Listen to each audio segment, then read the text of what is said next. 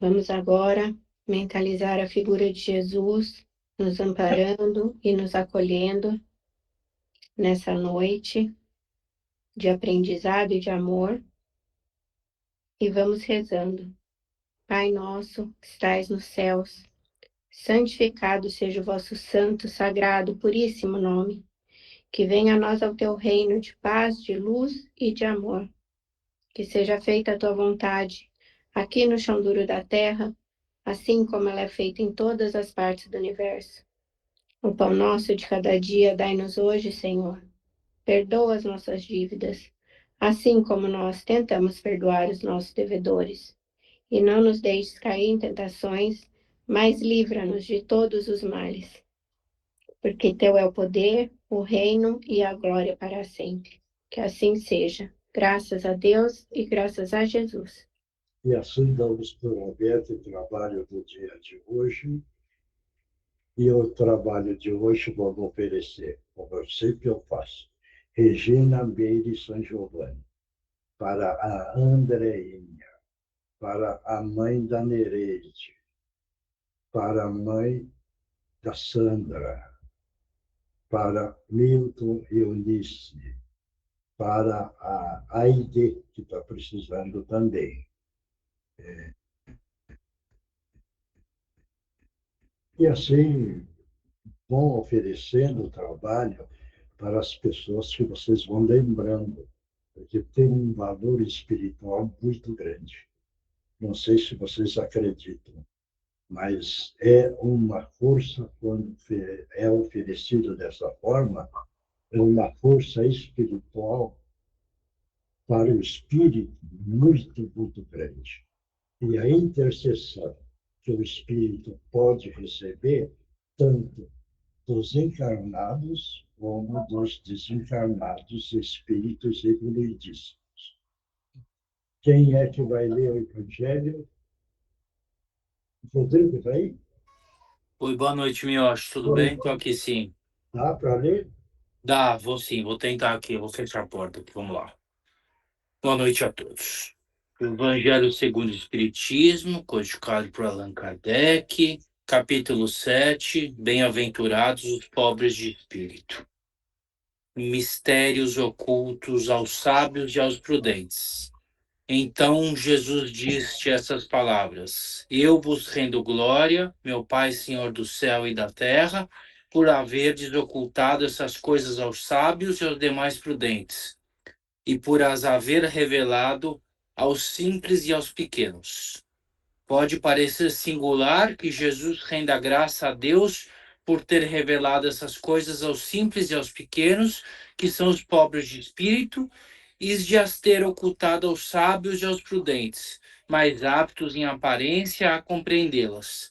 É que é preciso entender pelos primeiros os humildes, que se humilham diante de Deus e não se creem superiores a todo mundo, e pelos segundos, os orgulhosos e envaidecidos de sua ciência mundana, tá errada a grafia aqui, desculpa, que se creem prudentes porque o negam, tratando Deus de igual para igual, quando não o reconhece.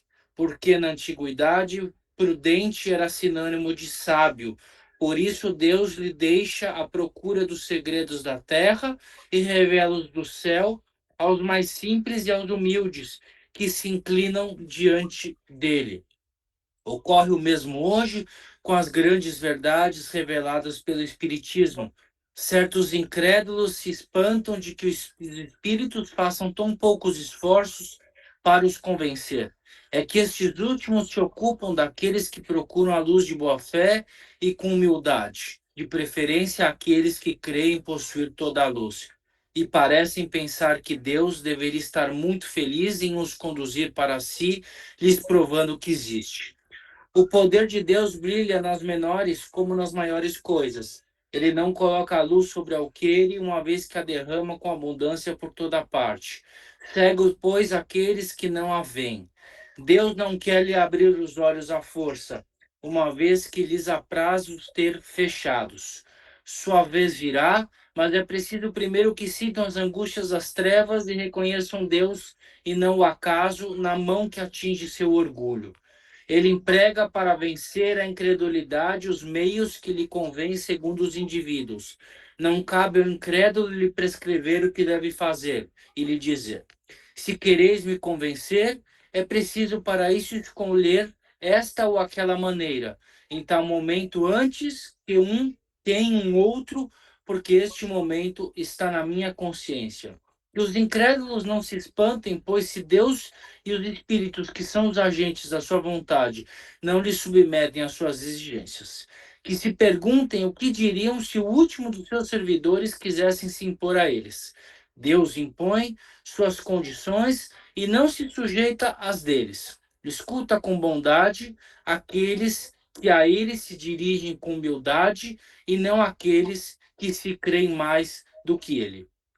Deus se dirá: não os poderia atingir pessoalmente com sinais manifestos em presença dos quais o incrédulo mais endurecido deveria se inclinar? Sem dúvida, ele o poderia, mas então onde estaria seu mérito? E, aliás, de que isso serviria?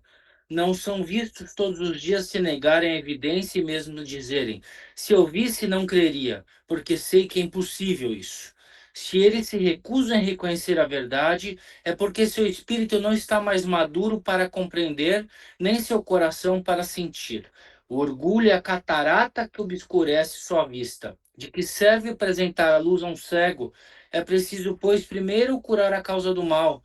É porque, como um médico hábil, corrige primeiramente o orgulho.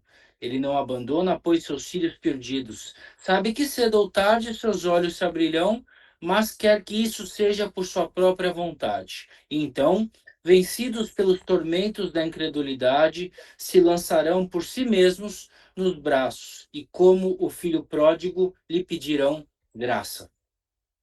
Tá? Bia, pode comentar. O seu Miotti, eu entendi que é um caminho que a gente tem que seguir para amadurecer e aprendendo, ser humilde, aprender aos poucos. Não sei se é exatamente isso, mas essa foi a sensação que eu tive. Uhum. Marcos.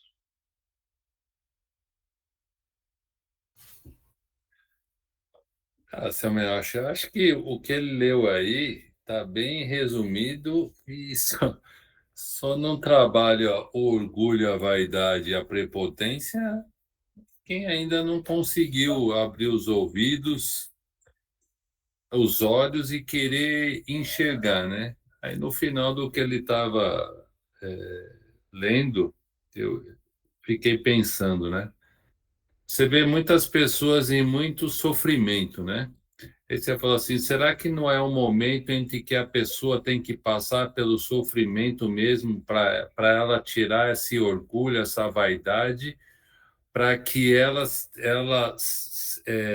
vá em direção realmente à luz, à evolução, ao entendimento, a Jesus e realmente querer se melhorar? Porque ele tem todo o tempo do mundo para esperar a nossa vontade de querer evoluir, né? Ele não vai interferir nisso. Isso vai depender da vontade de cada um de querer crescer, de querer aprender, de querer evoluir, né? Ele não vai se meter, ele não vai nos obrigar a querer nos melhorar. Ele fica esperando oportunidades e chances a todo momento. Agora, precisa ver se a gente realmente quer, né? Milton.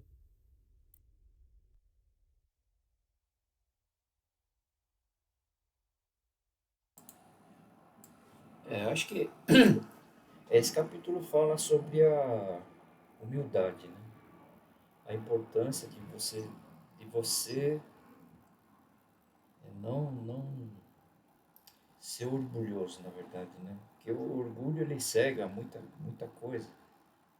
E aqui ele exemplifica bem que quando você é orgulhoso, acha que sabe de tudo, você não vai escutar certos ensinamentos, né?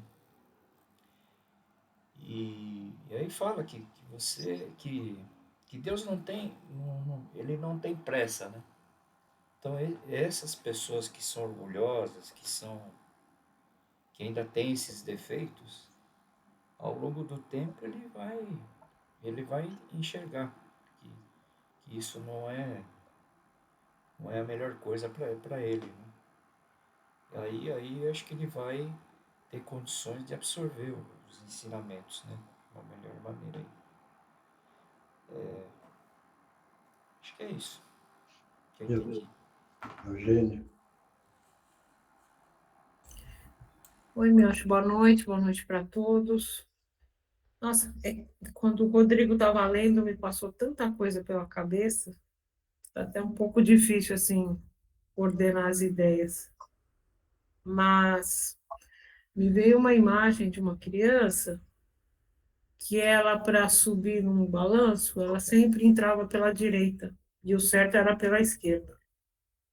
E a mãe ensinava, e o pai ensinava, e o tio ensinava, ela só queria ir pela direita.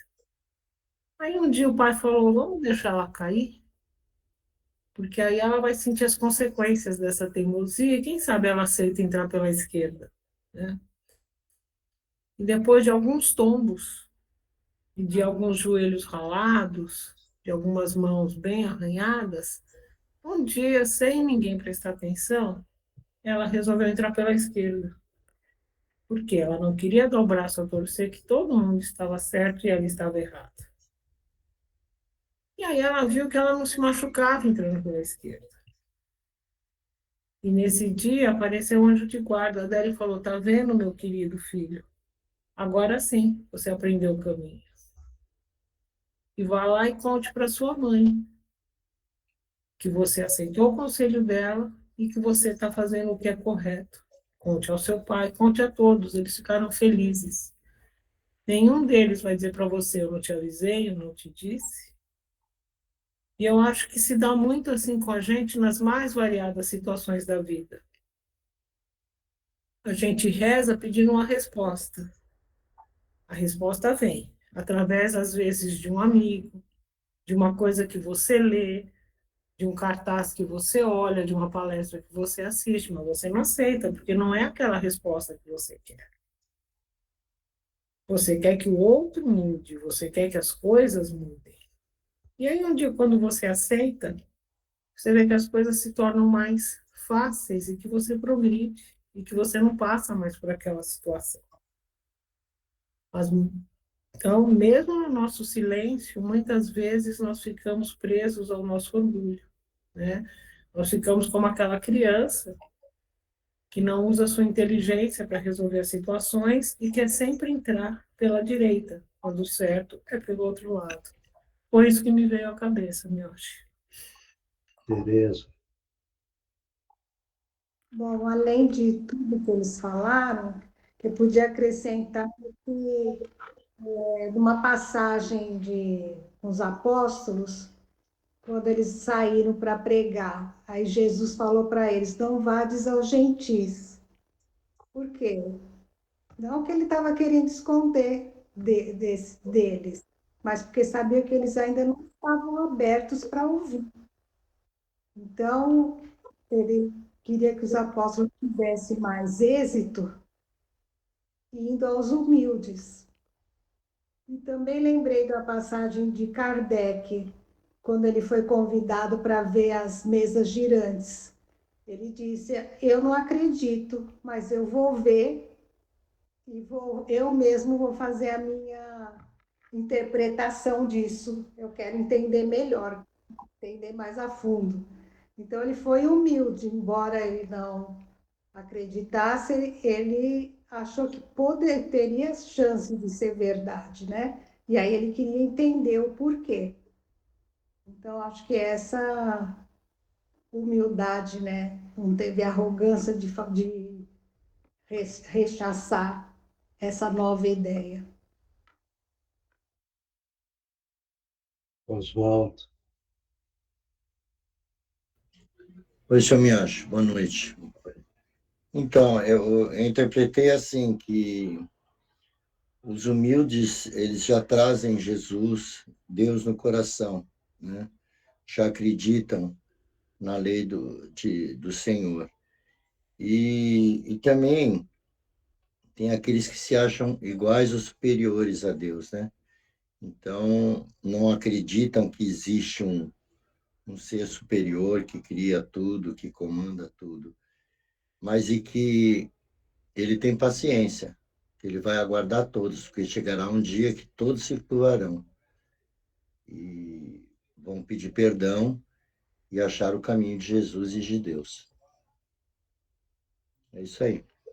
Mariana, Mas eu me acho. Eu também achei parecido com o Oswaldo. Eu fico imaginando que Jesus espera a humildade da gente no sentido de aceitar, né? Que Ele está aqui para nos ensinar, para tomar conta de tudo e que a gente deve seguir os seus ensinamentos.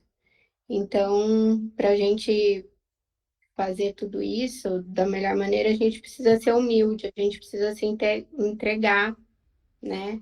Com confiança na sabedoria de Deus. Eu acho que é isso. E muitas vezes as pessoas não conseguem fazer isso e nem acreditam que é, é Ele que comanda tudo, né? É Ele que sabe de tudo.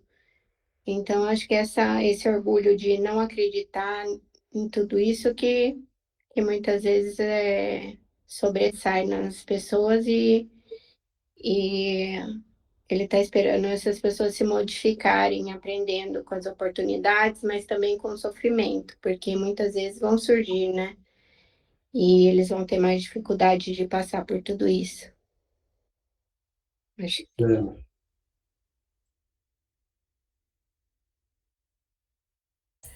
Zé, Quem você chamou, Mioche? Gi, Zé, Gisela? Tá.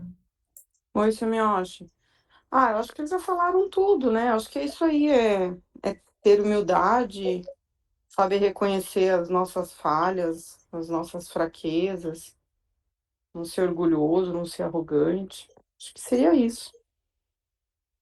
mas alguém que quer falar, pode falar, tem liberdade, viu? Porque a gente faz essa reunião e a pessoa faz o comentário próprio da forma que entendeu, da forma que compreendeu. Por isso que a gente dá liberdade de todo mundo falar. Então, quem quiser falar, pode falar, tem a liberdade. Claro? Alguém quer falar alguma coisa? Ninguém? Olha, o, o título. Bem-aventurados os pobres de espíritos, porque estes ganharão o reino dos céus. Esse é o título. Esse título está falando tudo. Porque essa pobreza de espírito não é material. Precisa entender bem isso. Essa pobreza do espírito é não ter o lado da animalidade, não ter o lado do orgulho, não ter o lado da vaidade, não ter o lado da prepotência, não ter o lado da impaciência. Veja bem. Então, tudo que é de negativo, esse é a pobreza. Então, se ele não tem nada disso, ele é pobre. Ele não tem orgulho, não tem vaidade, não tem prepotência, não tem nada disso. Então, ele é pobre nesse sentido. Não fazer a confusão quando fala pobre de espírito, a maioria pensa em problema material. E não é problema material, é a pobreza do espírito. Por exemplo, um exemplo que a gente pode pegar, por exemplo, é o Francisco de Assis. Ele era pobre de espírito. Podemos entender? E todos esses grandes espíritos que têm uma evolução muito grande. Todos eles carregaram a pobreza de espírito. Esse é o título. Aquilo que foi lido foi um complemento para ver se tem um esclarecimento melhor para que nós possamos entender da melhor forma possível essa pobreza. Mas o título diz tudo. O título, capítulo. Claro isso? Alguém quer perguntar alguma coisa, tem dúvida? Pode falar. Se não entenderam, vamos procurar entender. Porque enquanto nós não entendemos, o caminho fica tortuoso. Mas quando nós entendermos na profundidade onde o capítulo quer passar para nós, nós começamos a entender o caminho reto. E o caminho reto é a saída que nós temos e o objetivo final é o reino dos céus. Claro? Bom, vamos passar para outra parte. O Livro dos Espíritos, codificado por Allan Kardec, pergunta 796. Serão necessárias leis penais severas na atual condição social? Aqui estamos falando de terra a terra. Né? Lê de novo a pergunta. Serão necessárias leis penais severas na atual condição social? Vamos lá, quem vai responder? Milton?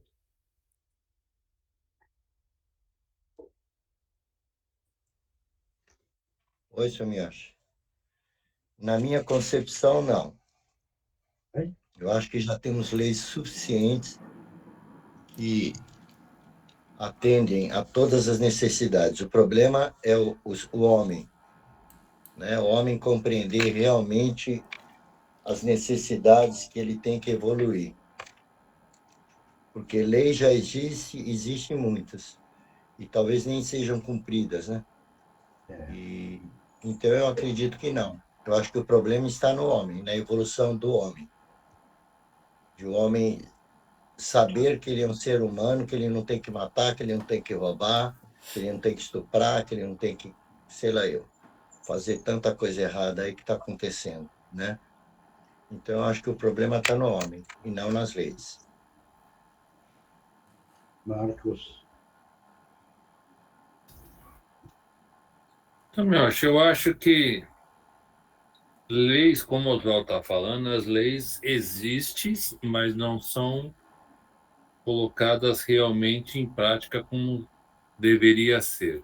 Isso é uma questão. Mas o principal disso tudo não está na lei, está em sim na ética, na moral, nos bons atos, na educação que as pessoas não estão tendo, no respeito, na família,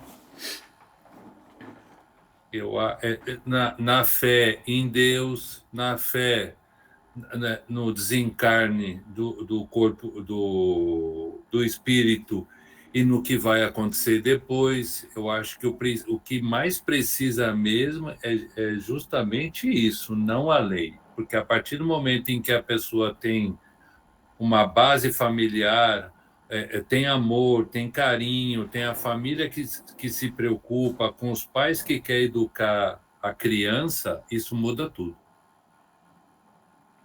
Tereza.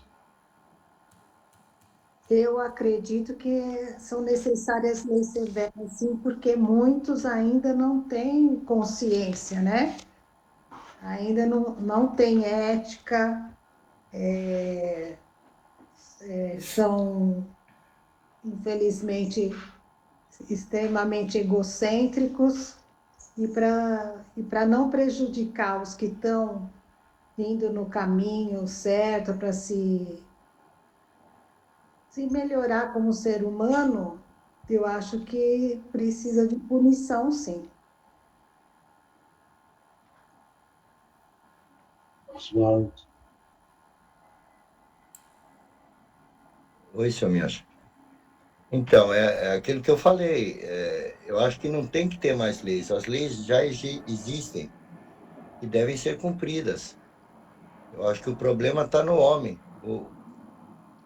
Como foi dito, não tem bons costumes, ética moral, não tem nada mais, acabou tudo, né?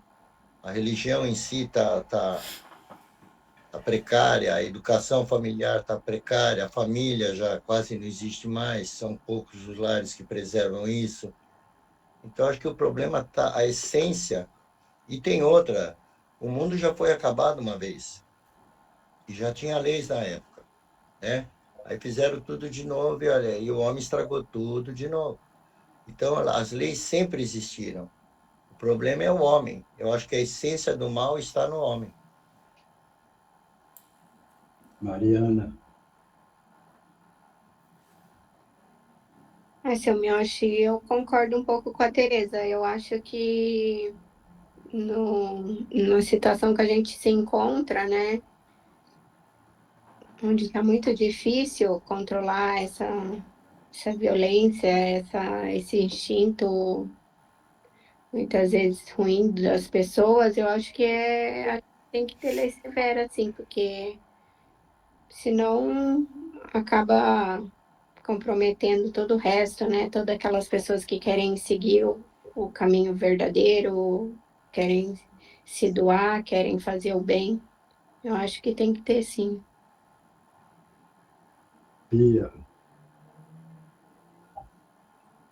Eu também penso que, conforme a gente vai evoluindo como uma sociedade, as leis vão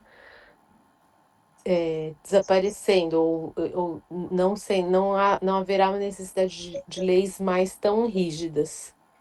Acho que é uma a questão de evolução dos seres humanos baseados na ética, na moral, no bem-querer ao próximo, no bem-estar de todos, e as leis vão automaticamente perdendo a força e a razão de existir.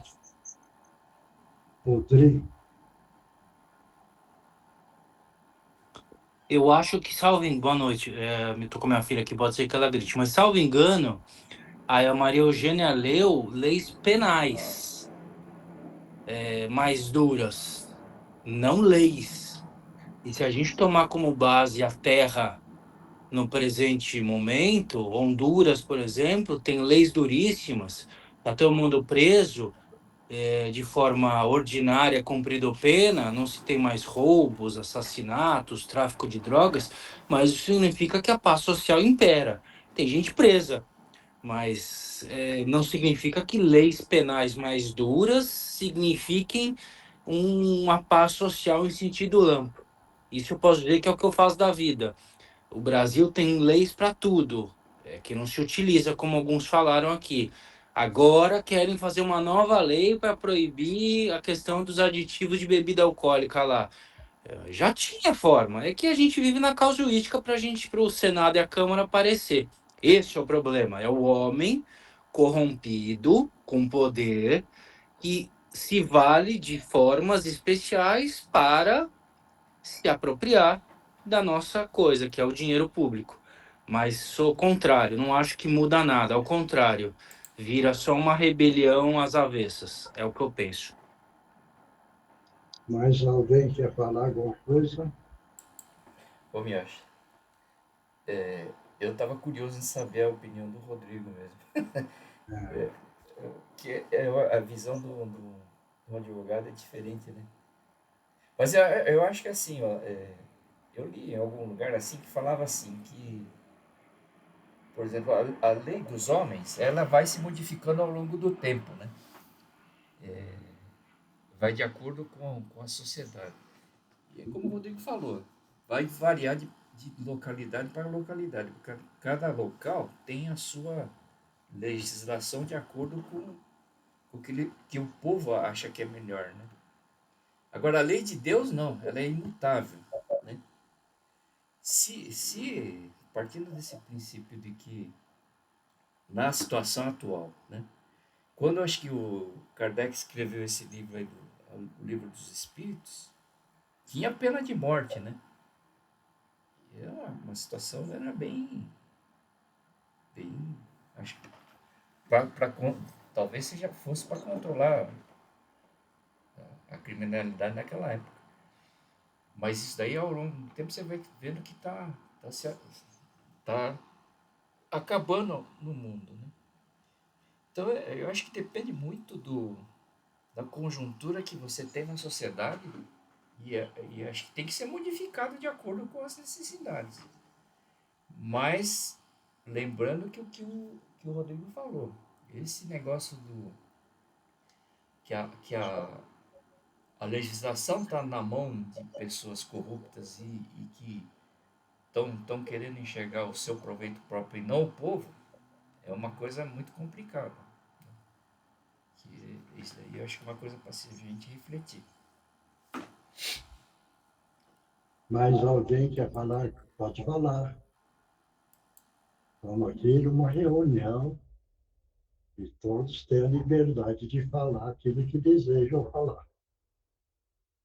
Ninguém mais? Então, veja bem.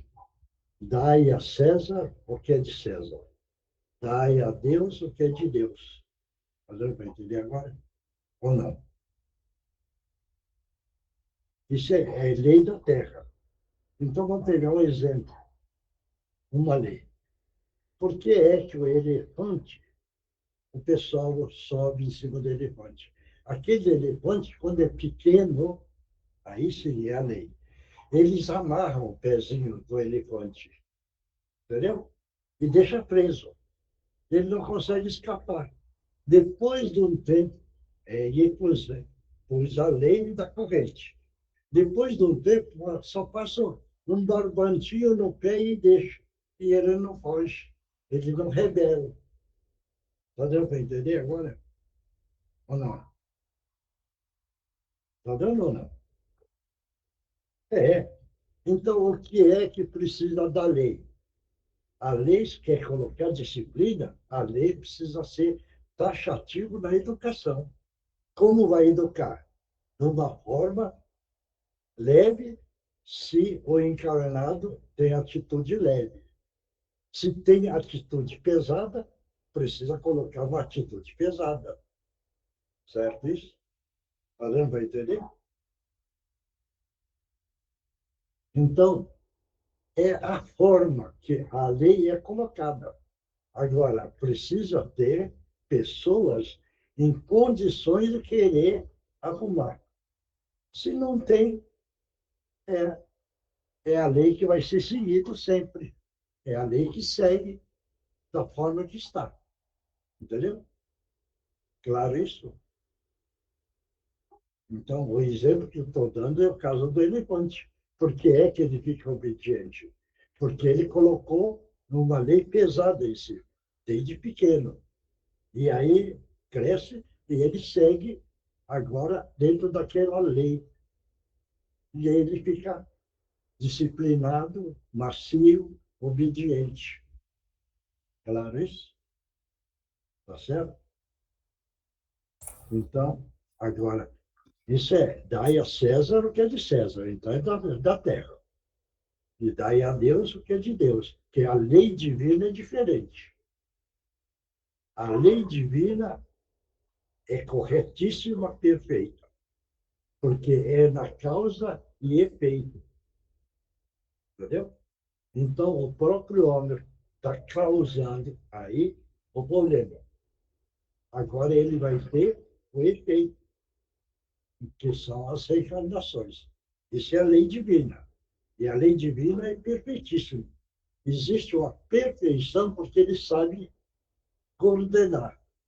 Aquilo que não soube viver, veja bem, nessa reencarnação e nas vidas passadas, ele da outra reencarnação vai pagar. Ele não escapa. É o caso, por exemplo, não estou condenando, que nós temos o exemplo próprio no Cantinho.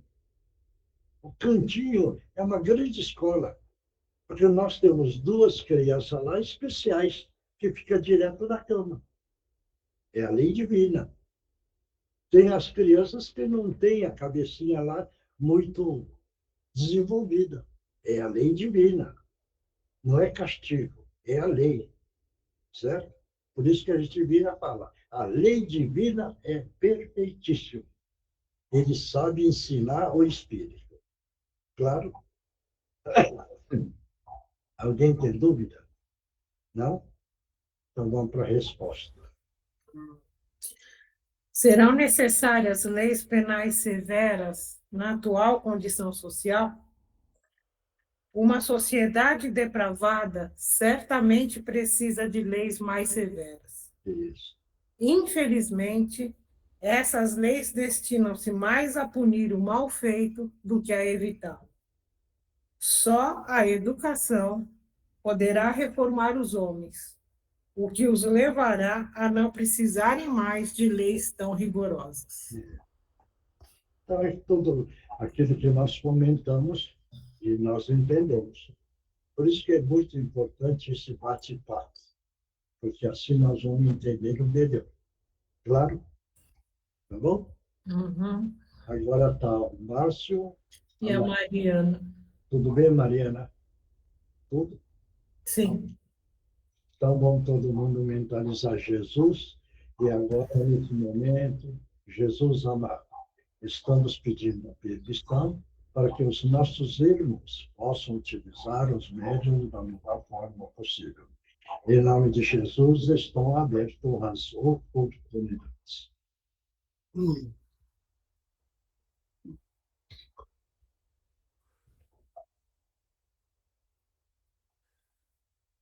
Que aula foi essa que eu ouvi hoje?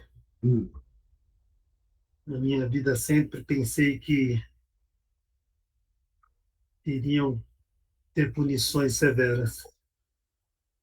Mas hoje vi que não é somente isso. Educação.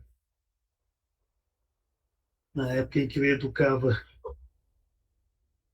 eu costumava ser severo. Mas nunca tive a paciência de ouvir o que queriam me dizer através daquela violência, daquela educação. E muitas das vezes eu tratava, a maior parte das vezes, com severidade. Mas, como dizem, se educar e procurar ter paciência e calma, as coisas podem ser diferentes. Coisas que eu não tive. Mas, como sei que Deus ele é misericordioso, e hoje eu ouvi essa lição maravilhosa que diz muito respeito a mim e ao meu passado, que fui um educador, mas, vamos dizer assim, um educador também não educado, porque não conseguia enxergar o que era um mal educado. Para mim, só enxergava maldade e tinha que ser punido com severidade. E não era bem assim. Tinha que ter, sim. Tinha que ser severo, tinha que punir, mas tinha que conversar, procurar entender o motivo da rebeldia. E eu não entendia isso. Mas foi bom, pelo menos eu entendi, mesmo na condição que eu estou hoje, de espírito, pude compreender e aprender também com vocês. Muitos pensam que só aprendem com os espíritos, não. Os espíritos também aprendem com quem está vivo ainda. Lógico. Eu quero ser grato ao Senhor, aos senhores, a Deus e a Jesus, por vocês terem me permitido participar essa noite com vocês nessa reunião. Muito obrigado. Continuam participando, porque nas trocas de ideia, na leitura do Evangelho, na leitura do livro dos Espíritos, nós vamos adquirindo conhecimento, viu, companheiro? Sim. E conhecimento o seu espírito está ganhando. E isso é muito bom, porque você vai pegando o caminho da luz. O caminho da luz é o caminho do nosso Mestre Jesus, tá bom? Muito obrigado. Espero voltar novamente. Isso. Para participar mais com vocês e aprender bastante. Então volta e continue, tá bom? Muito obrigado. Muito obrigado pela sua presença. Que Jesus te abençoe. Próximo. Boa noite, irmãos. Que Jesus abençoe a todos. Fico muito feliz em poder participar, ouvir esse debate, essa discussão e esses ensinamentos. Toda vez que participamos de tudo isso, podemos chegar aos nossos próprios erros, ao nosso próprio eu interior e analisar tudo que estamos vivendo, da maneira que estamos vivendo, o que podemos melhorar, o que está errado, o que dá para a gente melhorar, o que muitas vezes a gente se vê impossibilitado, muitas coisas que não dependem de nós, mas o importante é que com todos esses aprendizados, essas discussões, a gente consiga enxergar realmente o que estamos vivendo, o que podemos viver, as nossas possibilidades e trilhar o caminho, nosso caminho no amor, na caridade, nos fortalecendo, nos colocando muitas vezes no eixo, não deixando a gente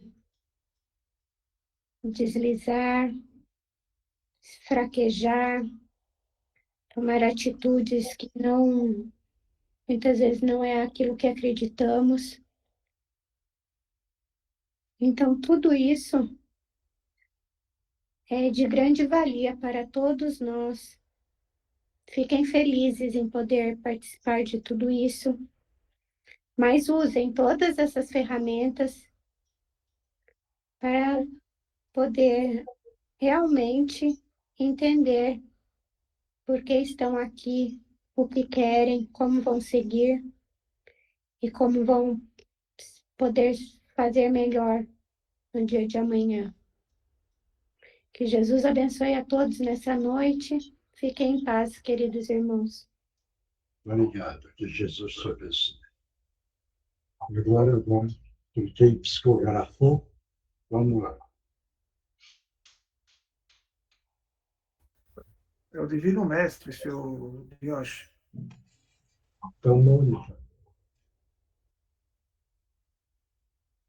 Mônica, Senhor, Divino Mestre. Divino Mestre Salvador, fortalecei-nos e amparai-nos, para que assim possamos lutar contra o vírus e contra as forças do mal que tentam dominar o mundo. Mensageiros celestes, dignos emissários de Jesus, fortalecei-nos e amparai-nos, para que assim possamos lutar contra o vírus e contra as forças do mal que tentam dominar o mundo. Pai nosso, Criador nosso, fonte eterna de saúde, progresso, força, amor e luz, fortalecemos e amparai-nos, para que assim possamos lutar e vencer contra o vírus, suas variantes, outras doenças, acidentes e contra as forças do mal que tentam dominar o mundo. Graças a Deus, graças a Jesus e graças aos nossos amigos espirituais. Obrigada. Todo mundo toma aguinha, que dentro da água está o remédio necessário para cada um. E aí, vamos lá. Quem é que psicografou? Vamos lá.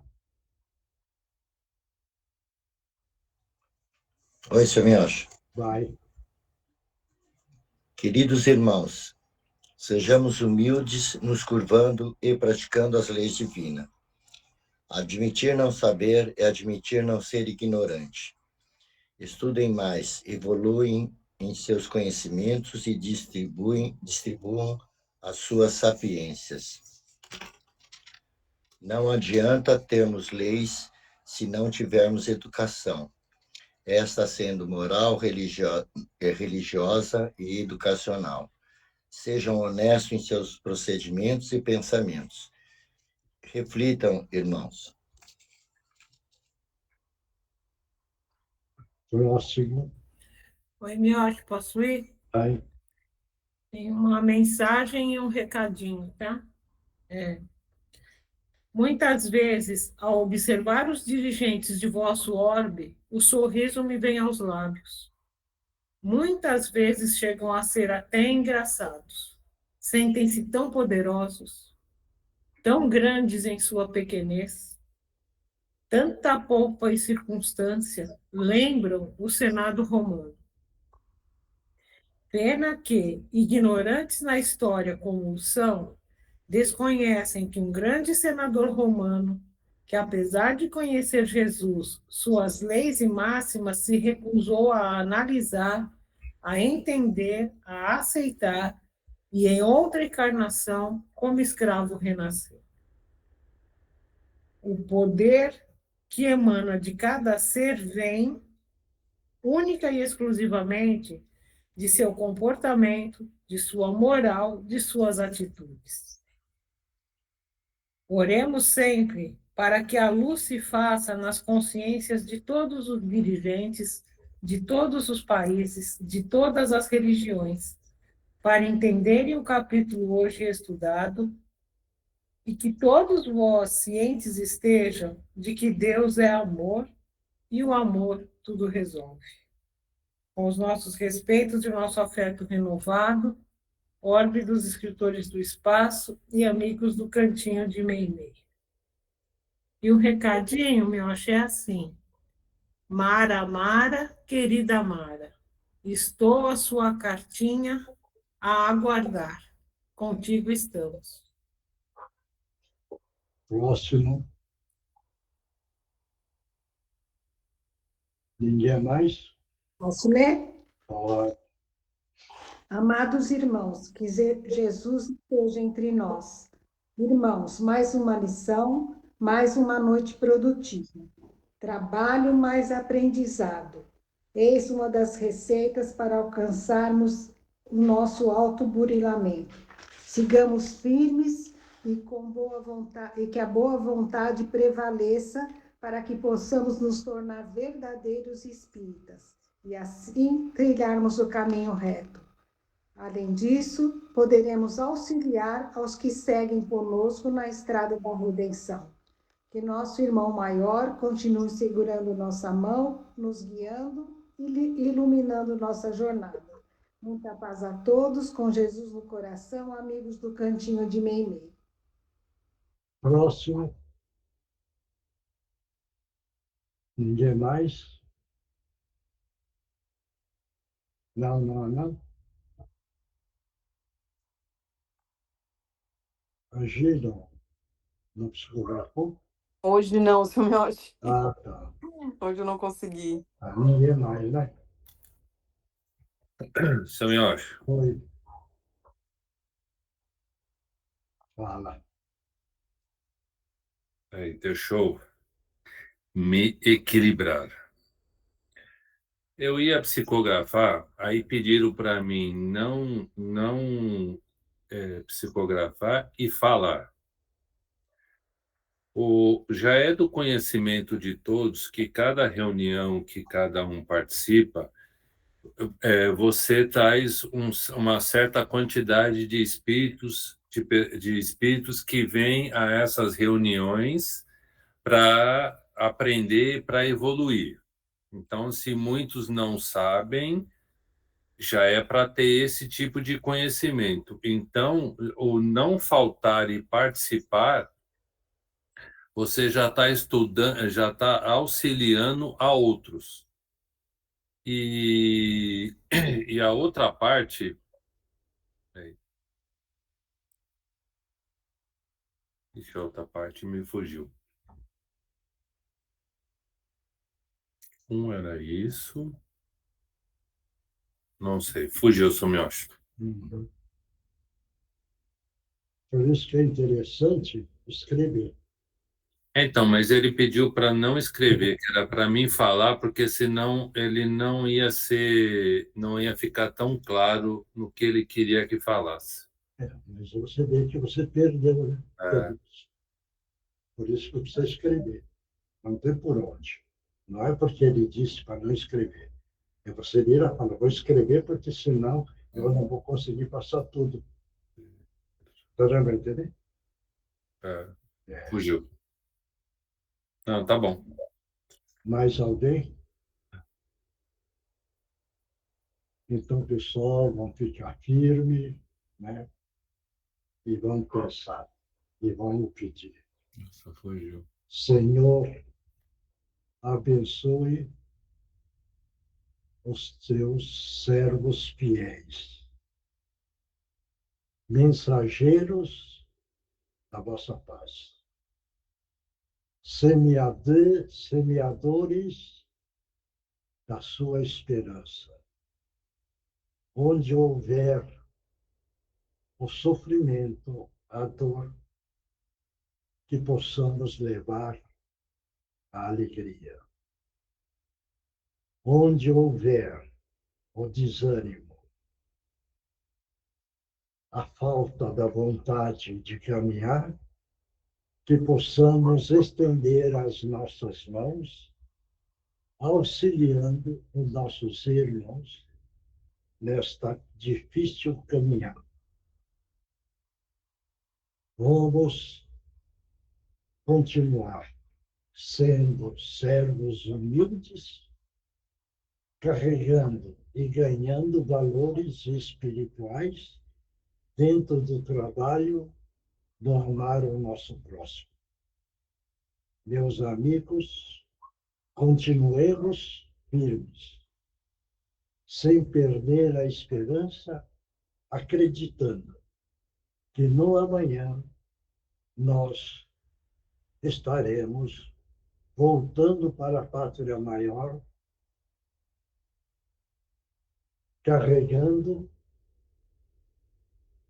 o bônus horas que adquirimos enquanto estávamos no planeta Terra. Obrigado, Jesus, que abençoe a todos. Obrigado, pessoal. Vamos continuar junto, firme, unidos, né? A Gabi não está aí, por quê? A Juliana não está, a Isabelle está, a Indira não está. A Izinha pediu para avisar que ela teve um jantar na casa da avó, por isso que ela não conseguiu. Está na hora de deixá-la ter, principalmente essas jovens, aproveite a oportunidade. Não estou cobrando. Todo mundo é livre. Não, o senhor está certo. Mas veja bem, é a hora de determinar esse tempo horário, na minha opinião, tem um valor incomensurável para o espírito. É agarrado na matéria, preocupado na matéria. Continue dessa forma, se quiserem. Porque no amanhã não abram os olhos da choradeira, na lágrima da boca. Porque este é o caminho que alivia as dores da vida. Porque nós estamos colocando a parte do cérebro perispiritual em equilíbrio e em harmonia para poder vencer todas as dificuldades da vida, porque o alto nos auxilia, a lâmpada acesa, para clarear o nosso caminho e vencer a caminhada tortuosa para chegarmos no nosso objetivo. Todo mundo é livre. Todo mundo tem a liberdade. Cada um faça a sua escolha. Mas eu digo, cuidado, porque apego à matéria é o precipício que o próprio indivíduo está criando. Trabalhar para ter a matéria, mas preocupando em auxiliar o próximo, tem valor. Mas se é para o seu egoísmo, está criando precipício. Lamento dizer isso, mas isso é real e verdadeiro. É o ensinamento do nosso Mestre Jesus, que nós acabamos de ler esse capítulo. Obrigado, pessoal, que Jesus abençoe a todos e que Deus ampare a todos nós. nessa luta. A vida na Terra, um tempo é muito curto, hein? Muito curto. Se analisar friamente. Isso é o exemplo que o Chico deixou. Quando perguntaram para ele, Chico, olha, naquela época tinha 87 anos, eu acho, Chico. Nossa, Chico, 87 anos trabalhando aqui na Terra, então na espiritualidade tem um valor muito grande. Ele falou, não. Uns 8 minutos lá. E bem. Então, o tempo é curto. Certo? E aqui é muito curto. Tá claro? Então, vamos, pessoal, acordar o mais rápido possível o nosso espírito. Milton, você desliga, né? Obrigado. Muita paz a todos. Obrigada. Tá. Boa noite a todos.